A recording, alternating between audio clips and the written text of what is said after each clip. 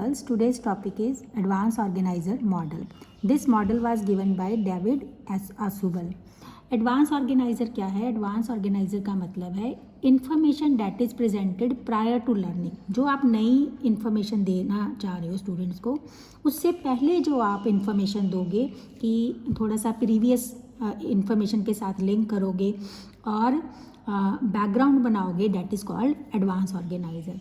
That can be used by learner to organize or interpret new information.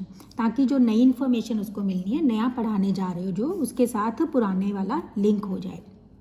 Now again, the steps of advanced organizer model will be same, that is focus, syntax, social system, principle of reaction, support system and application. उसी में उन्हीं 6 सबसे जो steps हैं उनमें हम ये fit करेंगे.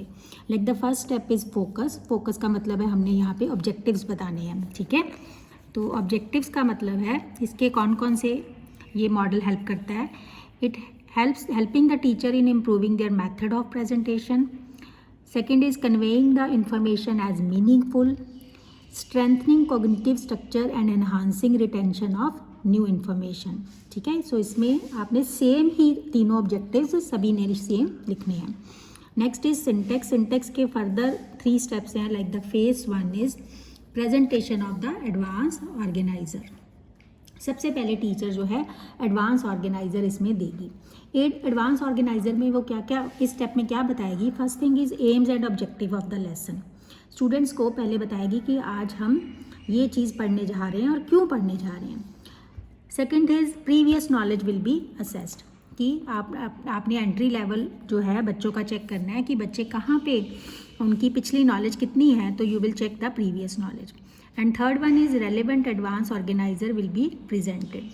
इसमें हमने ये नहीं है कि सारा ही पहले ही पढ़ा देना, इसमें जस्ट थोड़ी सी इन्फॉर्मेशन देनी है, like basic structure and bridge of old and new lesson.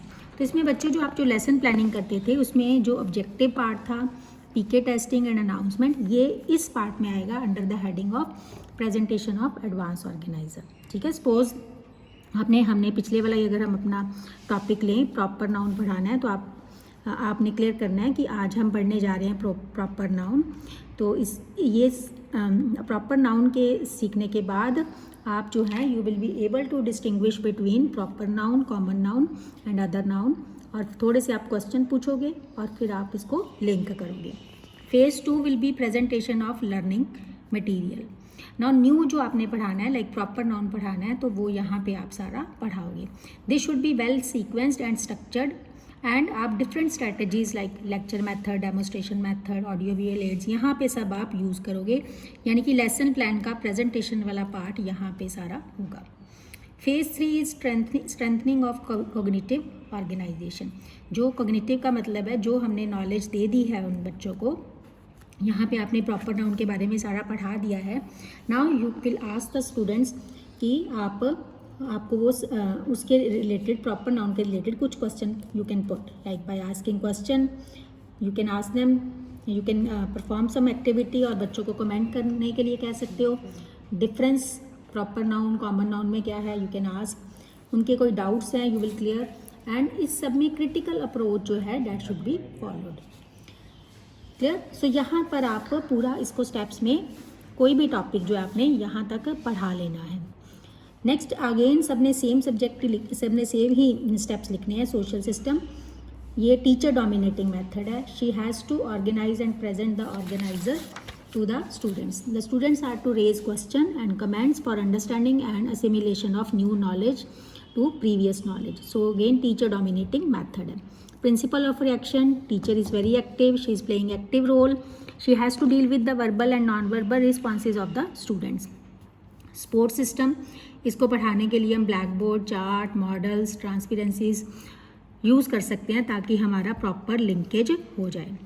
Application, सो ये न्यू लर्निंग के लिए is very useful. It can be use in all the subjects. So it helps to extend curriculum sequences, so it can be used in all the subjects.